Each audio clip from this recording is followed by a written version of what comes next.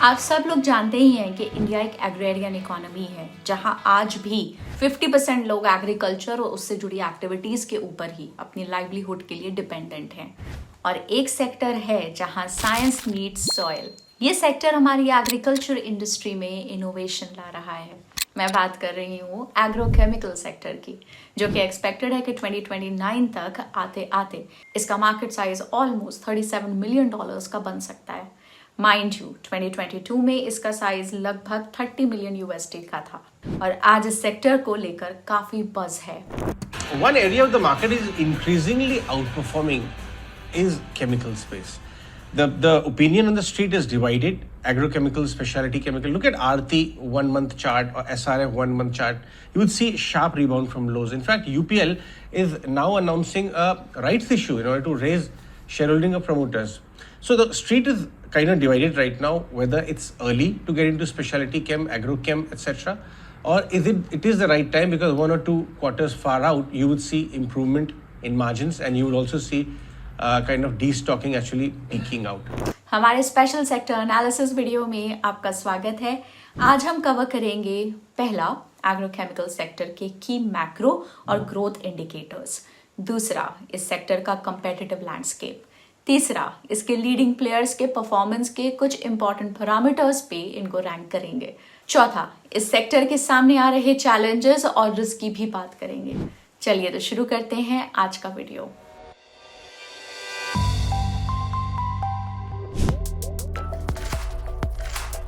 क्या आपको पता है इंडिया प्रेजेंटली दुनिया का 4th लार्जेस्ट एग्रोकेमिकल प्रोड्यूसर है एंड शुड थिंग्स कंटिन्यू, वो आने वाले समय में ग्लोबल एग्रोकेमिकल मार्केट को ही तूफान की तरह हिला देगा।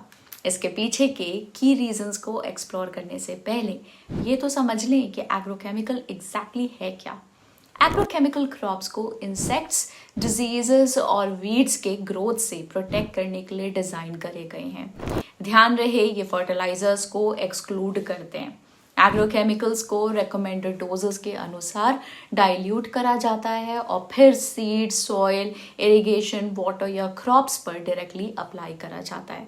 अनकंट्रोल्ड पेस्ट अक्सर फूड या प्रोड्यूस की क्वांटिटी और क्वालिटी दोनों को ही सिग्निफिकेंटली रिड्यूस कर देते हैं। वैसे ही नेचुरल डिजास्टर्स और ह्यूमन एक्टिविटीज की वजह से हम प्रोड्यूस लूज करते ही हैं, लेकिन अगर क्रॉप प्रोटेक्शन के लिए एग्रोकेमिकल्स यूज ना होते तो दुनिया भर में क्रॉप लॉसेस डबल हो जाते।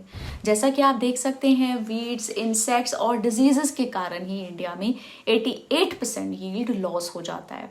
अगर आप इंडिया का एग्रोकेमिकल इंडस्ट्री देखें तो उसे ब्रॉडली 3 कैटेगरीज में क्लासिफाई करा जाता है। पहला है इंसेक्टिसाइड्स, सेकंड फंजिसाइड्स और थर्ड है herbicide. As the name suggest, insecticides crop को इंसेक्ट से प्रोटेक्ट करते हैं बाय किलिंग देम या उनके अटैक्स को रोक के। ट्रॉपिकल क्लाइमेट कंडीशंस और high production of insect attracting paddy, cotton, sugar cane और दूसरे कई सीरियल्स के कारण इंडिया में इंसेक्टिसाइड्स का यूज काफी ज्यादा होता है। बात करें अगर फंजिसाइड्स की, तो आपको ये ध्यान रखना होगा कि फंगी क्रॉप लॉस का सबसे बड़ा कारण है और क्रॉप्स को इससे प्रोटेक्ट करने के लिए ही फंजिसाइड्स का यूज किया जाता है। ये फंजिसाइड्स क्रॉप प्रोडक्शन के साथ साथ क्रॉप की क्वालिटी को भी इम्प्रूव करता है एंड हेंस उसकी मार्केट वैल्यू भी इंक्रीज करने में मदद करता है। देखा जाए तो cash crops to fruits and vegetables fungicides के लिए एक बहुत बड़ा ग्रोथ ड्राइवर साबित हुआ है। और आखिरी में अगर हम हर्बिसाइड्स की बात करें तो ये बेसिकली अनडिजायरेबल प्लांट्स को किल करने में काम आते हैं। हालांकि इसके सामने इंडिया में अवेलेबल चीप लेबर सबसे बड़ा कंपटीशन है, क्योंकि इन्हें मैनुअली प्लग करने के लिए आज भी फार्म्स पर लेबर को एम्प्लॉय करा जाता है। प्लस इनका सेल भी सीजनल है, एज वीड्स या अनडिजायरेबल प्लांट ग्रोथ ज्यादातर वार्म वेदर में फ्लरिश होती है और विंटर्स में मर जाती है। राइस और व्हीट क्रॉप्स हर्बिसाइड्स के लिए मेजर एप्लीकेशन एरियाज हैं। अब किसी भी पेस्टिसाइड या एग्रोकेमिकल में 2 मेन कंपोनेंट्स होते हैं, एक्टिव इंग्रेडिएंट या दूसरा होता है इनर्ट इंग्रेडिएंट। एक्टिव इंग्रेडिएंट वो है जो पेस्टिसाइड को अपना सबसे की कैरेक्टरिस्टिक्स देता है, पेस्टिसाइडल एक्शन करने की कैपेबिलिटी। इसे अक्सर technical grade of a pure pesticide भी कहा जाता है और बड़े रेयर केसेस में ही उन्हें अपने प्योर फॉर्म में यूज करा जाता है। यूजुअली इस टेक्निकल ग्रेड या एक्टिव इंग्रेडिएंट को इनर्ट इंग्रेडिएंट्स के साथ ऐड करके फॉर्मुलेट करा जाता है ताकि उसे इफेक्टिवली एंड सेफली यूज करा जा सके। एक्टिव इंग्रेडिएंट्स के अगेंस्ट इनर्ट इंग्रेडिएंट्स का सबसे बड़ा डिफरेंस ये है कि उनके पास पेस्टिसाइडल एक्शन की पावर्स नहीं होती। और with exports pegged at 8 to 10% ग्रोथ, इंडियन गवर्नमेंट ने एग्रोकेमिकल सेक्टर को एक प्रायोरिटी सेक्टर के तौर पे आइडेंटिफाई कर लिया है ताकि वो ग्लोबल लेवल पे फूड सिक्योरिटी में एक अहम भूमिका निभा सके। अब शायद आपको ये आइडिया तो लग गया होगा कि ये सब हमारे पालन पोषण के लिए कितना क्रिटिकल है। वैसे इवन दो केमिकल स्पेस में चाइना अपने आप में ही जायंट है, लेकिन पुअर स्टैंडर्ड्स और अनचेक्ड यूज ऑफ केमिकल्स ने वहाँ क्रॉप्स और ह्यूमन लाइव्स को काफी नुकसान पहुंचाया है। और स्पेशली पैंडेमिक के बाद तो आज दुनिया ऑल्टरनेट सप्लाई चेन को जितना हो सके उतना जल्दी सिक्योर करना चाहती है, और उन सबकी नजर, you guessed it right, India पर है। और ये ग्लोबल अटेंशन ने इंडिया के एग्रोकेमिकल मार्केट को कहीं ना कहीं एक सॉलिड बूस्ट जरूर दिया है। Federation of Indian chambers of commerce and industry या शॉर्ट में फिक्की FICCI के एक रिपोर्ट के मुताबिक 2015-16 के बाद एग्रोकेमिकल इंडस्ट्री ने अपना 50% ग्रोथ तो एक्सपोर्ट से ही ड्राइव होते हुए देखा है। और ये है क्योंकि डोमेस्टिकली ये कम यूज होते हैं एंड सस्ते रिसोर्सेज भी एक्सेसिबल हैं। एक और बात, पेस्टिसाइड्स अगर सोच समझकर यूज ना किए जाएं तो वो मैनकाइंड और एनवायरनमेंट दोनों के लिए ही हार्मफुल हो सकते हैं। इसलिए government of India pesticide management bill 2017 के तहत पेस्टिसाइड्स का manufacturing, sale, transport, export, import etcetera regulate करा करता है। ये रेगुलेशन क्वालिटी और सेफ्टी दोनों को अच्छी तरह से प्रमोट करता है ताकि Indian agrochemical industry global standards को मीट कर सके। वैसे हायर क्रॉप यील्ड्स को अचीव करने के लिए आने वाले समय में एग्रोकेमिकल्स का और भी एक्सटेंसिव रोल होगा, ऐसा एक्सपेक्ट किया जा रहा है। लेकिन देखा जाए तो इंडिया सिर्फ 0.6 kilograms per hectare agrochemicals use करता है as compare to 2.6 kilograms per hectare जो कि ग्लोबल एवरेज है। तो फिर आखिरकार इस इंडस्ट्री को ड्राइव क्या करेगा, आइए डिस्कस करते हैं। पहला, गवर्नमेंट अपने कई इनिशिएटिव्स जैसे कि इंक्रीज्ड एग्री क्रेडिट टारगेट, आत्मनिर्भर क्लीन प्लांट प्रोग्राम और डिजिटल एंड टेक्नोलॉजिकल इनोवेशन के जरिए फार्मर्स को सपोर्ट कर रही है। दूसरा, ऑफ पेटेंट मॉलिक्यूल्स की बढ़ती हुई पॉपुलैरिटी भी एग्रोकेमिकल इंडस्ट्रीज की ग्रोथ के पीछे का एक बड़ा फैक्टर साबित हो सकता है। ऑफ पेटेंट मॉलिक्यूल्स यानी कि वो जिनकी पेटेंट पॉपुलैरिटी एक्सपायर होने वाली है। अगले 1.5 से 2 इयर्स में $4 billion worth of molecules of patent होने जा रहे हैं। इसके चलते इंडिया में कई कंपनीज ने अपने कैपेक्स प्लान्स को एडजस्ट कर लिया है। एस्टिमेट्स हैं कि फाइनेंशियल ईयर 25 तक इन मॉलिक्यूल्स की एक्सपोर्ट 12 से 14% से बढ़ सकती है।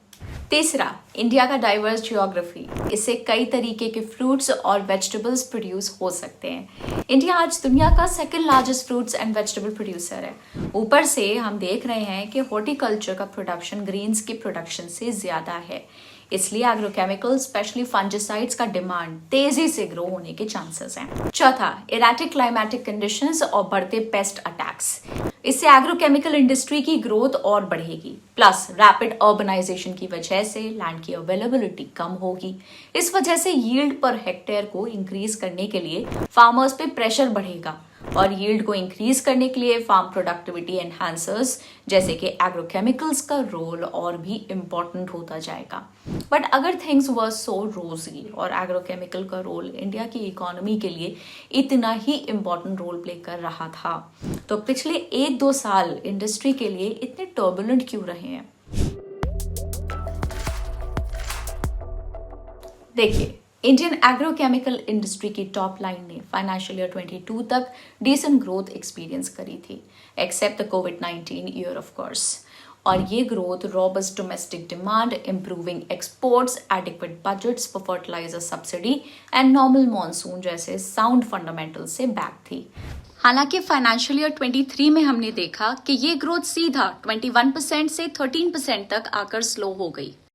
और केयर रेटिंग की रीसेंट रिपोर्ट के अनुसार ये एक्सपेक्टेड है कि फाइनेंशियल ईयर 24 में ये और भी फर्दर स्लो हो सकती है। इस गिरती सेल्स ग्रोथ के पीछे सबसे बड़ा रोल है हाई चैनल इन्वेंट्री का।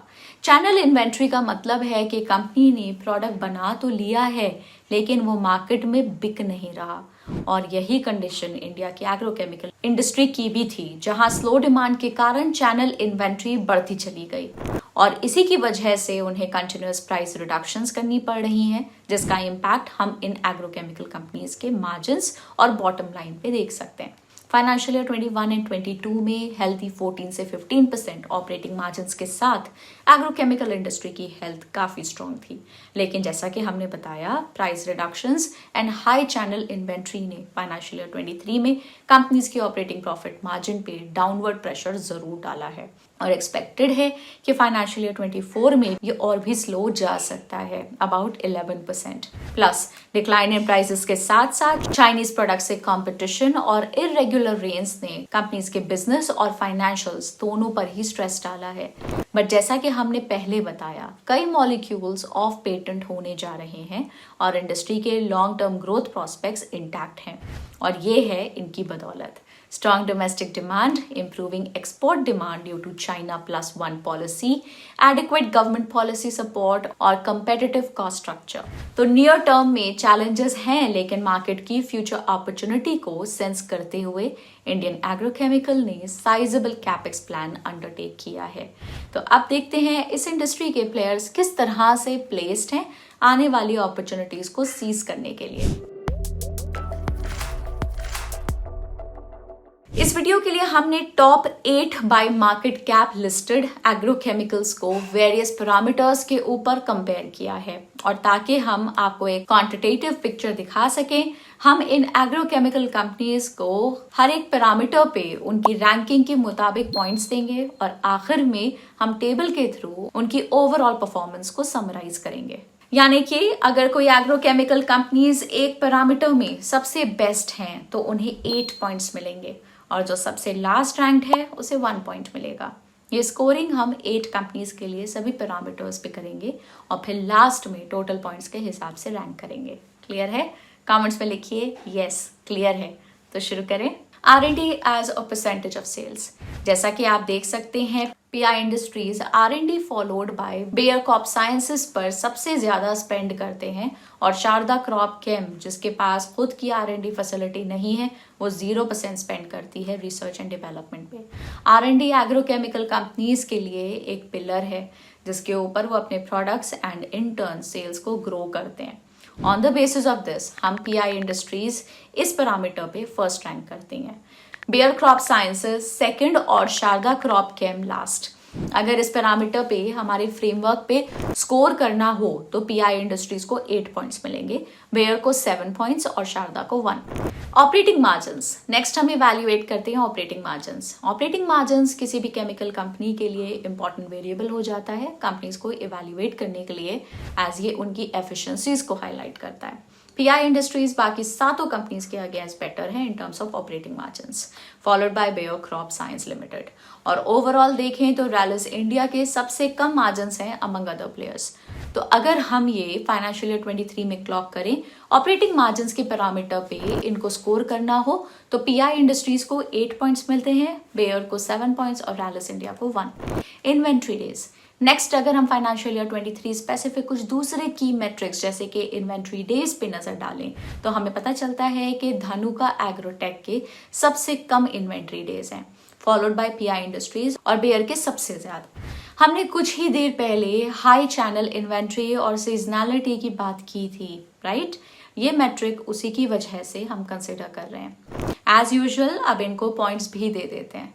धनुका को मिलते हैं 8 points, followed by 7 to PI and Bayer को 1। Asset turnover ratio. अगर हम एसेट टर्नओवर रेशियो के बेसिस पर इनको रैंक करें तो इसमें धनुका बाजी जीत जाती है with Bayer in the second place. हालांकि UPL इस मैट्रिक पर सबसे पुअर परफॉर्म कर रही है। ये रेशियो हमें बताता है कि कंपनीज कितना इफेक्टिवली अपने एसेट्स को यूटिलाइज कर रही हैं सेल्स जनरेट करने के लिए। इसको फाइंड करने के लिए हम टोटल सेल्स को एवरेज एसेट से डिवाइड करते हैं। एज यूजुअल इस मैट्रिक पे धानुका एग्रीटेक को 8 पॉइंट्स अवार्ड होते हैं और यूपीएल को 1। Return on equity, moving on. Last में बात करते हैं रिटर्न ऑन इक्विटी की। तो इस रेशियो के बेसिस पे अगर हम इन 8 कंपनीज को एनालाइज करें तो बेयर क्रॉप साइंस टॉप करती है, ये list followed by Sumitomo chemicals. हालांकि रैलिस इंडिया इस मैट्रिक पे सबसे पुअर परफॉर्म करती है, जिसके कारण उन्हें 1 पॉइंट दिया गया है। अब आप अपनी स्क्रीन पे एक टेबल देख सकते हैं जहां हमने ऊपर डिस्कस करे सभी मैट्रिक्स पर भारत की top 8 agrochemical companies by market cap को रैंक किया है based on the performance in financial year 23। तो जैसे कि आप देख सकते हैं हमारे स्कोरिंग फ्रेमवर्क के मुताबिक फाइनेंशियल ईयर 23 में 32 पॉइंट्स के साथ धानुका क्लोज विनर है, followed by Bayer crop science limited. बाकी का टेबल देखकर भी यही लगता है कि टॉप पे कंपटीशन काफी क्लोज रहा है। चलिए अब देखते हैं इन कंपनीज के पिछले 1 साल के रिटर्न। चैलेंजेस। इतना क्रूशियल और इम्पोर्टेंट सेक्टर होने के बावजूद एग्रोकेमिकल आज कई चैलेंजेस और हेडविंड्स फेस कर रहे हैं जो उसकी ग्रोथ और प्रॉफिटेबिलिटी पे सीरियस नेगेटिव इम्पैक्ट डाल रहे हैं और आगे भी डाल सकते हैं। इनमें से सबसे सिग्निफिकेंट चैलेंज जो ये इंडस्ट्री फेस कर रही है वो है नए मॉलिक्यूल्स का स्लो रजिस्ट्रेशन प्रोसेस, जो कि eventually high R&D and time cost में अकाउंट होता है। इस चैलेंज को मिटिगेट करने के लिए गवर्नमेंट और रेगुलेटरी अथॉरिटीज को जल्द ही रजिस्ट्रेशन प्रोसेस को स्ट्रीमलाइन करना चाहिए ताकि ये 1 ईयर के अंडर ग्रांट हो सकें।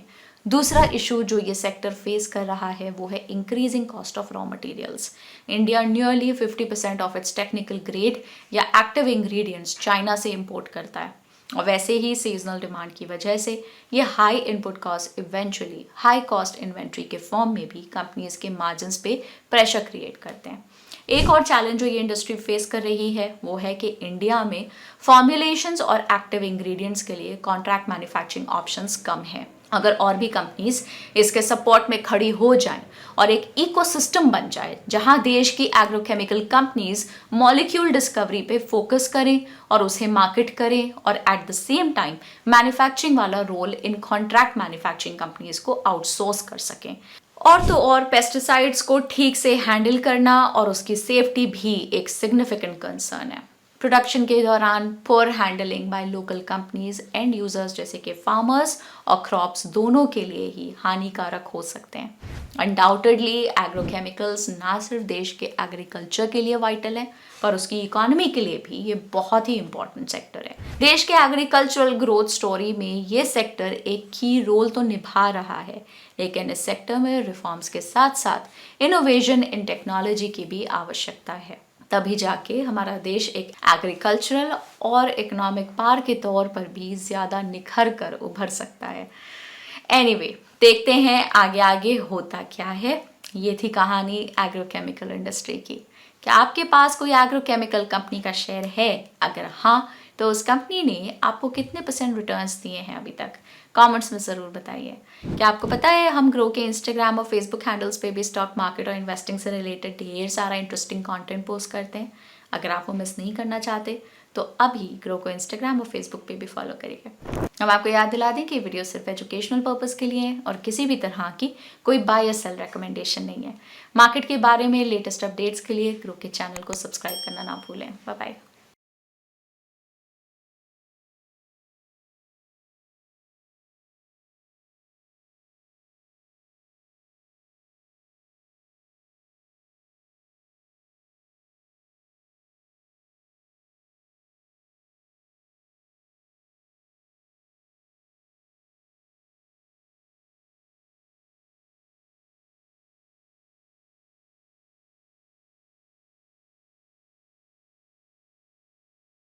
Investment in securities market are subject to market risks. Read all the related documents carefully before investing. Please read the risk disclosure documents carefully before investing in equity shares, derivatives, mutual fund, and or other instruments traded on the stock exchanges.